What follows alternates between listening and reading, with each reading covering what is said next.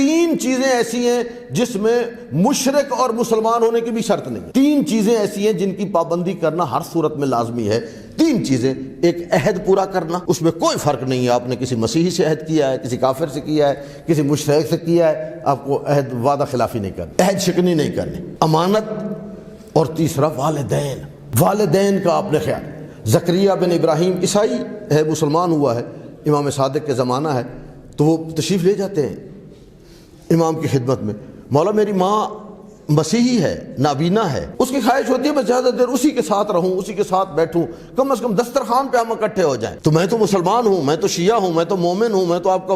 حضرت نے کہا تجھے کس نے کہا ہے کہ تیری ماں مسیحی ہے اور تو اس کا خیال نہیں رکھ سکتا؟ جا، اس کو لقمے کی ضرورت ہے، لقمہ توڑ کے اس کے منہ میں ڈال. اس کو ضرورت کی کوئی چیز ہے.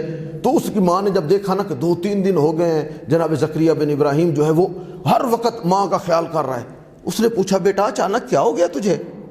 اتنا تو میرا خیال نہیں رکھتا تھا، تو کیا ہو گیا؟ کہا جی میں امام صادق کا شیعہ ہوں، انہوں نے مجھے کہا ہے ماں کا اگر تو نے خیال نہ رکھا تیری کوئی چیز قبول نہیں ہوگی.